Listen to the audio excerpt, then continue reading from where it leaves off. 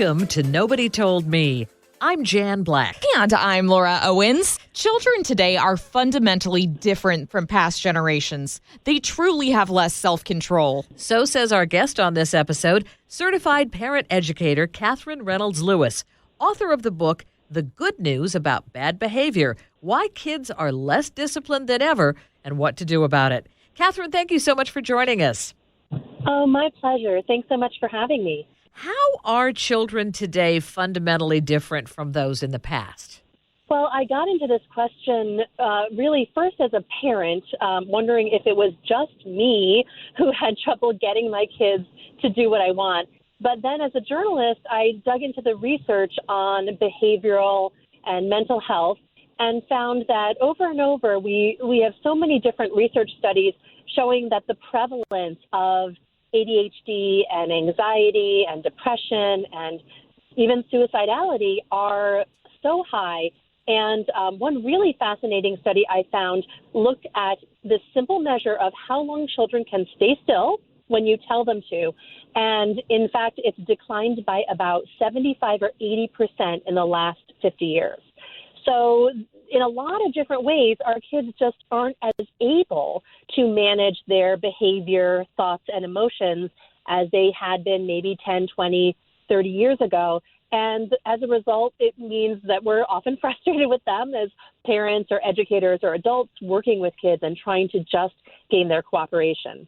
I was absolutely shocked when I read that nearly half of today's children will develop a behavioral disorder, a mood disorder, or a substance abuse problem by the age of 18. Why is that?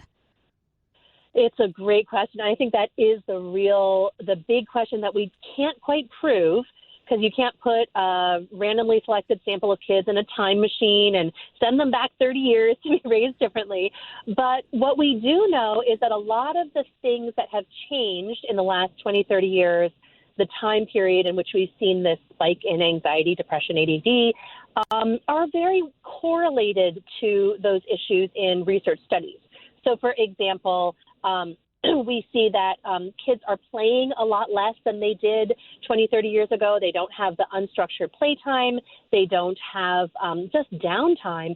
And we know that play is the work of childhood, and that's how kids have always learned social and emotional skills, cooperation, getting along. They learn self-confidence. So play is a big factor that in my book I write about as contributing to this problem of self-regulation. The second factor that we hear a lot about in the media, and I don't want to make too much of it, but is social media, technology, the sort of always-on nature of our modern life that even in adults is associated with anxiety, depression, narcissism. So it's even stronger with our kids, this sense of, never really having a break from a screen, always being able to turn something on to entertain you. So you don't have downtime again. You don't get bored. You don't find ways to amuse yourself or manage your emotions. You can always turn to a device to do it for you. And then the third factor is just that our kids are unemployed. They don't have hustle jobs. They don't have after-school jobs. They don't have a way to contribute to their family or their community. Instead, childhood is so much about achievement and performance, and that doesn't feed our kids' sense of self in a wholesome, fundamental way that contributing does. I often see parents and caregivers on their cell phones when, in my view, they should be paying attention to what their kids are doing or simply interacting with them. How do you feel about that, about the fact that parents and caregivers are so much more connected to their technology? Yes, absolutely. And I am one myself. I was actually just tonight at a school event where the educators were saying we really want the kids to be less on their phones, have more time away. And perhaps you parents could model it for them. Certainly guilty myself. And I think it's an important reminder that our children learn from us. And so when they see that our cell phone is the most important thing and we're always going to check it when it buzzes and we cannot be without it, we're sending them a signal that it's so crucial. So yes, we may be part of the problem. We parents may be potentially causing some of this, but we also are such an important part of the solution that whenever we can maybe catch ourselves on a cell phone and say, oh my gosh, I can't believe I just picked up my cell phone because I was bored. there's other ways that I can engage when I'm bored. And here, let's play a card game. Let's go for a bike ride. It's a way to model for your kids that, yes, it's a very easy crutch, but there's other things we can do. So I would never begrudge a new parent a little stolen Instagram time, because we all do need that. But I think we need to be mindful of the messages we're sending our kids. And as you say, the missed opportunity to engage and interact and to help them to experience the world through their eyes again. You touched on how the idea of play has changed dramatically in the past few years. And I'm wondering what we can do to restore the old-fashioned way of play that doesn't have to do with video games and cell phones. Yes, it's actually, I really find a lot of optimism out there that when I go to communities and speak about these ideas and talk about the good news about bad behavior, that more and more people are telling me stories of how one kid moved into the neighborhood who was used to playing in the backyard, and all of a sudden there was this whole crowd of 8 and 9-year-old boys who were building forts and, playing in the trees, as opposed to all of these scheduled activities that they had been doing previously. So it really just takes one person to say, I'm going to do this differently. You know what? One Saturday afternoon, we're going to, just have a open house and kids can come over and play in our backyard, or we'll let the kids play in the neighborhood. And more people see how easy it is to just change your lifestyle a little.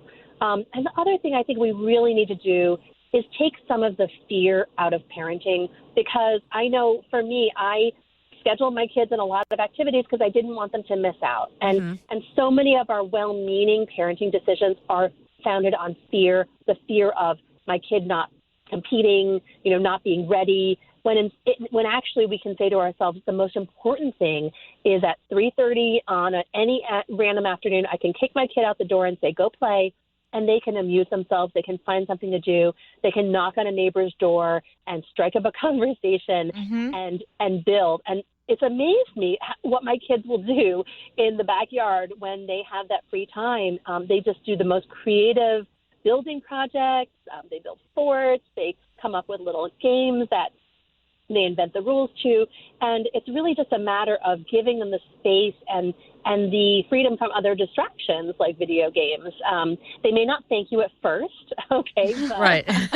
But they do find ways to amuse themselves. And I think they can even feel it in their bodies at the end of the day that they're feeling better having had activity, having had face-to-face social engagement, and having had that real playtime.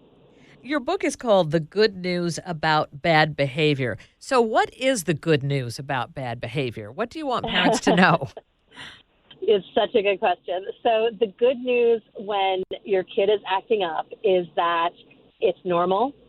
It's everybody who's experiencing this, and it's a signal to you that, hey, here's a skill my child is missing, or here's an opportunity for me to figure out what is missing in my child's makeup, that they can't manage their behavior, thoughts, or emotions in this moment. And so I'm going to be a detective with my child and help them to figure out, what strategies might help them manage better in that moment. So often we think we have to be in charge of our kid. They have to be perfect. Anytime they act up, it's a reflection on us and our failure. But in fact, it's not that at all. This is just normal childhood, and we should see it as a learning opportunity, as a moment when our child is trying to communicate to us that they just don't have all the tools yet that they need to deal with that situation. And the sooner we start addressing it, the sooner we start building our kids' frustration tolerance or anger management skills or their social skills, their communication skills, they're going to be so much better equipped for life, because we're having those conversations now and helping them to get practice at using those really important skills. Our Nobody Told Me interview continues in just a minute after we tell you about our sponsor, trustandwill.com, which features estate planning simplified. An estate plan outlines how you'd like to care for the things that are most important to you, like your kids, your pets, and your home. Have you been procrastinating about finishing your will? Thanks to trustandwill.com, you can finish in just 10 minutes for all 50 states completely online. And they have people available to instantly answer any questions you might have. Laura and I are a mother-daughter duo, and as you can imagine, I want to protect her and the rest of my family in case something bad and unexpected happens to me. I couldn't believe how easy the trustandwill.com website is to navigate. It walks you through the whole process, helping you decide what's best for you at whatever stage of life you're in. Seriously, it's so easy. Do it for your family. Do it for your loved ones. Guardianships start at $39, wills at $69, and trusts at $399. Gain peace of mind by protecting your assets in your family. Take 10% off by going to trustandwill.com/nobodytoldme or entering promo code NobodyToldMe at trustandwill.com. Again, take 10% off by going to trustandwill.com/nobodytoldme or enter promo code NobodyToldMe at trustandwill.com. You suggest presenting today's children with consequences rather than punishments. And I'm wondering what the difference is between those two. This is another really important distinction. So consequences are the things that happen because of the choices that you made. And everyone experiences consequences. Punishments are imposed on you from a more powerful person, and you maybe didn't know that that was what was going to happen. Consequences are how we learn. Punishment, honestly, just feeds resentment, and it teaches that child, I want to be the one who's powerful. I want to be the one in control. And it sows the seeds for a child who is power hungry and who will always be fighting for control with you.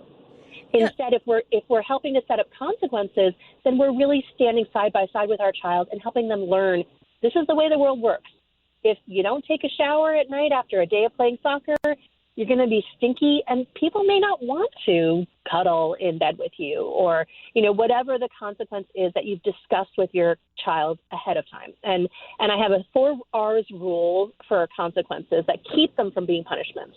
If they are revealed in advance, if they're respectful of the child, but also the adult, if they are related to the child's choices so that they're truly teaching, and if they're reasonable in scope. So if your kid sneaks their cell phone out from where it's charging and they use it when they're not supposed to, they don't lose their cell phone for a year, right? They might lose it for a day or two, but it's not going to be some huge hammer coming down. Because again, our children are just learning and they need that chance to mess up. We should expect it. We should actually, as I say, be joyful that, okay, great, this is their chance to learn about the consequences of their choices. What does the research show about what happens with kids who experience corporal punishment like spanking? It's really severe.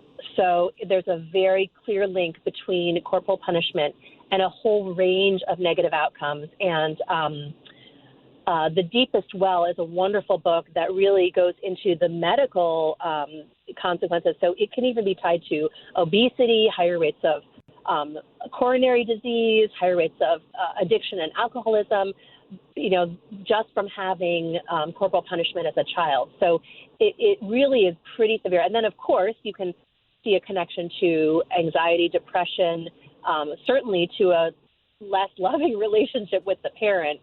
So, corporal punishment, even spanking that we think is for their own good, is not actually going to help our children, because they're getting violence and pain from the person who is actually supposed to be teaching them, who's supposed to be their source of comfort and stability in the world. And the research is really interesting, even around yelling and criticizing kids, that there is a connection to mental health. So this was hard for me because I have a tendency to be a little critical. And when I read the research on how tied that can be to relapse into mental illness, to eating disorders, I really tried to curb that tendency because it can have such long-term consequences for our children's mental and behavioral health, but especially for our relationship with them. But you also say that we need to be careful with rewarding our children. So why is that? Yes, so it's kind of a catch-22, right? I'm taking all the tools that we like to use away, but the problem with, sorry, the problem with rewards is that there's also some really interesting sociological research that when we are rewarded for doing an action, we tend to not want to do it as much. So when kids are rewarded for grades, they tend to take fewer intellectual or academic risks because they don't want to jeopardize that reward that they want. Right? When people are given a reward for trying a new food, they actually rate that food as less enjoyable. So it's counterintuitive, but whenever we reward a behavior, we're actually undermining our children's intrinsic motivation and intrinsic interest in that activity. Picture your face in the mirror. Do you see all those wrinkles around your eyes? How about crow's feet or those large under-eye bags? Now imagine they're gone. We're not talking about some risky, expensive surgery, just gone in minutes. It's called Plexiderm, a clinically studied serum that visibly eliminates your wrinkles, crow's feet, and under-eye bags in minutes. It's the edge you've been looking for. Don't believe it? I didn't either until I tried it. Now I don't have to imagine anymore. I look like me, just 10 years younger. Simply put, I'm blown away by the results. Plexiderm can give you the confidence you'll need to be yourself at work or out with friends. The best part is Plexiderm goes on clear so nobody will know you're using it unless you tell them. Go to tryplexiderm.com and use our code, Nobody Told Me, for 50% off, plus an additional $10 off. That's right, 50% off plus an extra $10 off. This offer is available by calling 1-800-685-1292 and mentioning code Nobody Told Me.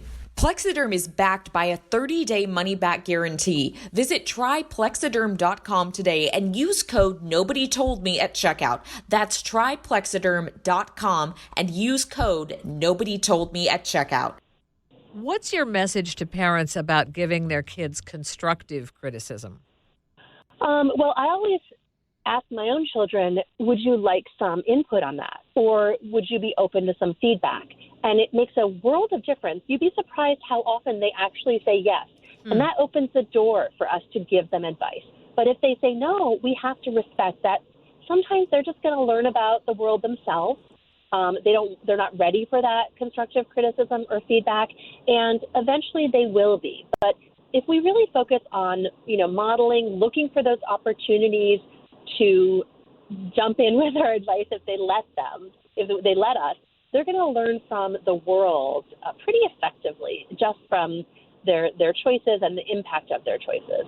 And I do think it's really important to give them that choice because I was really alarmed when I read that even if a parent doesn't mean to be critical in a situation, a depressive child's brain may hear it that way. How can we kind of curb our criticism then? Yeah, it's really hard. And trust me, I am on this road to recovery myself. Toni Morrison had a wonderful quote about when you walk into a room and your child looks up at you, you want them to see your face lighting up with joy and love, right? Mm-hmm. And so I try to really make that my first interaction. Even if I walk into the room and they have, chocolate smudge all over their face, my impulse is to grab a wet napkin and wipe it, right? But first, you want to show them the love, show them the connection, and then offer, hey, would you like a napkin for your chocolate mouth? That's what we call connect before you correct. So just make sure you have that connection first, that you have a positive interaction. And then if you see the opportunity for some constructive feedback, you can get it in afterwards. So that may be a first step for someone whose first impulse is that criticism. Yeah, connection, you say, is one of the three important things for parents to keep in mind in terms of discipline. Tell us more about the other two, communication and capability. Yes, so this is the 3 C's that came out of my research over 5 years of looking at the most successful discipline models in the country, and they all shared these 3 elements, that a real focus on relationship building and communication that teaches, so communication that's actually aimed at teaching children those social and emotional skills. And there's really powerful research now coming out of neuroscience labs about the way that we are always communicating with our kids by modeling, by our tone of voice, by how we approach situations, and that they're learning from us about emotions, about the world. And it's really important that we have that two-way street, that we're listening and helping them to understand their own reactions just as much as we're telling. So it's a two-way communication. There's some really specific examples that that are amazing that I wrote about, from following these researchers. And then the third is capability building. So this is the payoff of the hard work that we're going to do, focusing on connecting with our kids and communicating with them in constructive, non-critical ways. We get to see them grow. We get to see them as a learner and someone who's capable of change. And that is both with these social emotional skills that we've been talking about, but also in the really basic life skills around the house. So this is where, instead of saying you're going to do chores because everyone should do chores, you say, hey, would you like to learn how to make a pizza for dinner tonight? And you're doing an activity with your child and you're teaching them an important skill. And at the same time, you are connecting with them. So we can always engage our kids in contributing and being more capable if we make it something together. And if it's more of a teaching opportunity than sort of, wagging the finger and having this sort of notion of household jobs as, dreary and punishment. How do your ideas for parenting older children and teenagers differ from your ideas for parenting younger children? The basic philosophy is truly the same. Our teens need that connection, communication, and capability building just as much, even though they may not admit it.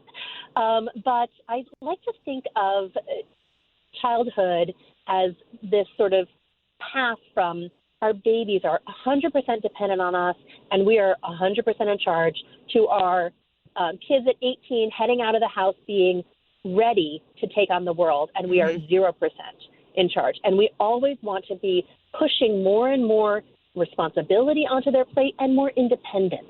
And when those two are tied together, our kids will joyfully accept the responsibility because they see it as something that goes hand in hand with privileges and with independence. So that's the piece where I with teenagers or preteens, you want to always see their acts of rebellion or their defiance or their mouthy behavior as a signal, again, this great signal to us that they're ready for more. They need more independence, and so therefore they're ready for more responsibilities, and see it as an opportunity to widen their circle of power and shrink your circle of control. How do you feel about parents who use timeouts when a child misbehaves and parents who reward good behavior? So I know these are very popular techniques, and I myself used them when my kids were little because there's a million books about how to do them. Mm-hmm. But again, they are just both really counterproductive to what our real goal should be. So our goal as parents is not to be in charge or to have perfect children. Our goal is to teach our kids self-regulation, to teach them to manage their thoughts, behavior, and emotions. And sitting in a timeout chair or on a naughty step is not teaching anyone anything but maybe resentment of their parent and shame that they were a bad kid. Instead of punishment, we need to, again, work towards consequences, have family agreements that are real learning opportunities. And instead of rewards, let our children experience the joy that comes intrinsically with all of the things that they're learning to do. When you can make a dinner for your family and see the joy on your family's face, that is a better reward than $5 for doing a household job or whatever else, a sticker on a sticker chart. So we really need to have faith in our kids that they want to be independent. They want to be capable. They want to contribute. And if we let them have that opportunity, that in and of itself is reward enough. Our Nobody Told Me conversation continues in just a minute. Much like our extraordinary guests on Nobody Told Me, many Air Medcare Network members have their own inspiring stories to share. They never thought the unthinkable would actually happen to them, but when it did, they were relieved to have their Air Medcare Network AMCN membership. If a medical emergency arises, Air Medcare Network provides members with world-class air transport services to the nearest appropriate hospital with no out-of-pocket expenses. You know, more and more insurance fails to cover the full cost of a medical emergency. Secure protection and financial peace of mind for your entire household by joining Air Medcare Network today. Memberships cost as low as $65 a year and cover 38 states. Plus, right now, as a Nobody Told Me listener, you'll get a $10 Visa gift card with a new one-year membership. Visit airmedcarenetwork.com/nobody and use offer code NOBODY.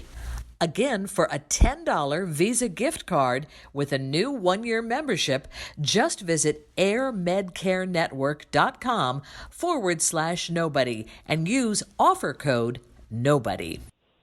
When do you think that parents should bring in professional help if their child is just misbehaving and it seems to be completely different than what the rest of their peers are doing?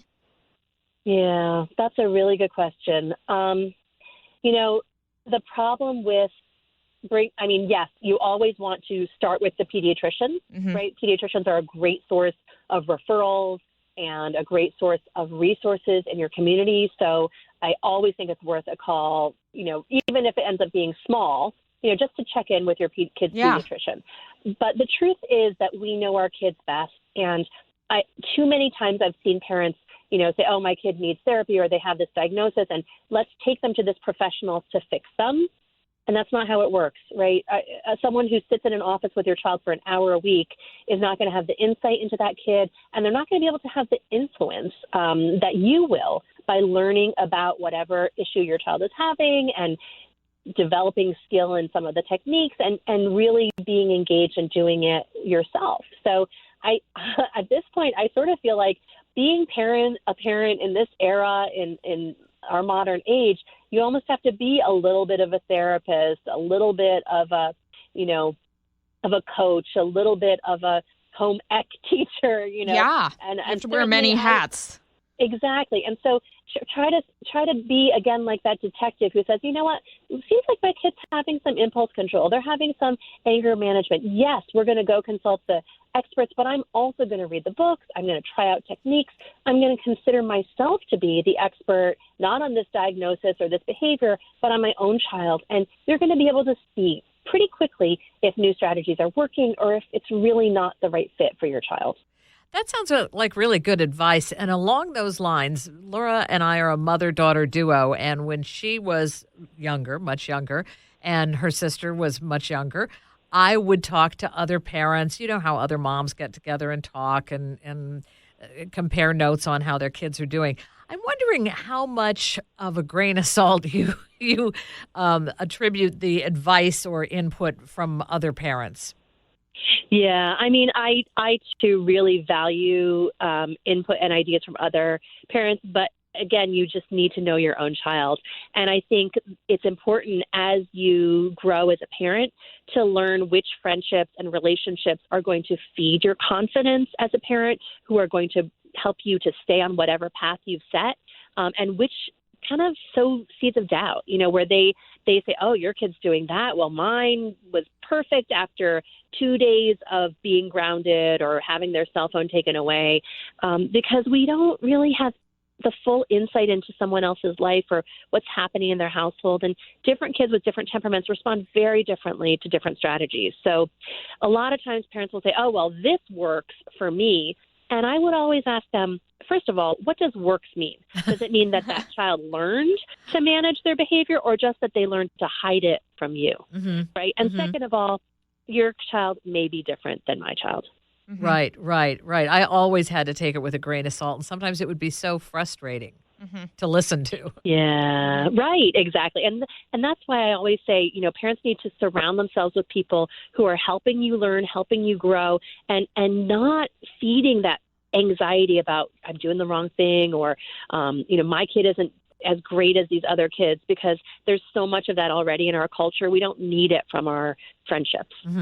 Why do you say that it's okay for parents to just walk away in the middle of an argument with their child? I think this is actually great advice, and the more I read about it, I thought it was really interesting, but it just seems to kind of go against a lot of the things that I would have thought to do as a parent. Not that I'm a parent yet, but from what I've learned. Yeah, well, it's an interesting question, and I don't know that it's a one-size-fits-all solution, but often when we're deeply engage in a power struggle with our child.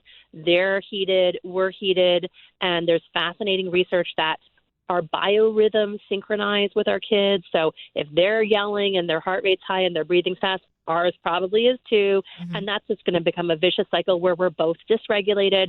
Nobody's thinking rationally. Neither of us is going to be able to access the problem-solving parts of our brain. And in that moment, it may be a better choice to say to your child, I love you, but I'm too upset to think straight right now. Mm-hmm. I'm going to take a break and we're going to discuss this later. Because when you've both calmed down and reconnected and had a moment to get back into the prefrontal cortex where we make our best decisions, right, then you may be able to come up with a solution that works as opposed to just being in that fight or flight state, the really excited, high energy, not thinking rationally state. Tell us more about why self-regulation is such an important skill for your kids to develop.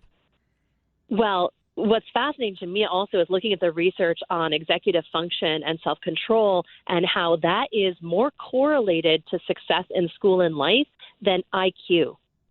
So if we can teach our kids to be organized, to help to manage their behavior, their thoughts, their emotions, to execute plans, to manage big projects, they're going to be more successful in school. They're going to be more successful in the workplace, and they're going to be happier because they're not going to feel out of control, right? Mm-hmm. So it breaks my heart to see so many parents with the best intentions putting their kids in after-school academic programs or drilling with flashcards. And sure, that's great in its place, but even better would be talking to our kids about their feelings or helping them do a body scan when they get angry and say, where in your body do you feel it when you really get heated, and how do you calm yourself back down? Those are such important skills, especially in the world we're moving into, where collaboration and creativity and innovation and thinking outside the box are going to be so much more important than, do you know your times tables? Because you know what? There's a calculator that can do that. Isn't that true? Really, so true. And Katherine, as you know, our show is called Nobody Told Me. And so we always ask our guests, what is your nobody told me lesson? So what is it that you wish someone had told you about parenting that you wish that they had that would have saved you some tough times? Well, I guess I wish that I had known how much I would have to change to be the parent who was really the best parent for my own children. Although I don't know if someone had said that when I had a baby, if I would have believed them. But so many of those early struggles were me trying to impose my ideas about what parenting should look like, what a kid should be doing. All those shoulds were just painful, and we had a lot of conflict. And once I realized that I had to evolve and to grow into the parent that my kids needed, I sort of relaxed into the role, and I was able to just enjoy it. And Katherine, how can people connect with you on social media and the internet? I'm at my website is KatherineRLewis.com, and you can find my Twitter, Facebook, Instagram there, and my email address. I always love to hear from parents, either with questions about kids' behavior or feedback if you read the book and have questions. So that's a good one-stop shop, my website. Well, Katherine, you are just a wealth of information, and we've really enjoyed this conversation with you. Oh, me too. Thank you so much for the opportunity to share, and thank you for the wonderful, insightful questions. I don't know if my mom would ever do a podcast with me, but I love that the two of you do this together. We do have fun doing it. We do. I think it helps us negotiate some of our differences in our relationship, actually. So it's kind of like therapy for us. It is. We always learn a lot from our guests. Oh, that's wonderful. It's a great way to connect with each other. Well, our thanks to Katherine Reynolds Lewis, author of the book, The Good News About Bad Behavior, Why Kids Are Less Disciplined Than Ever and What to Do About It. I'm Jan Black. And I'm Laura Owens. You're listening to Nobody Told Me. Thank you so much for joining us.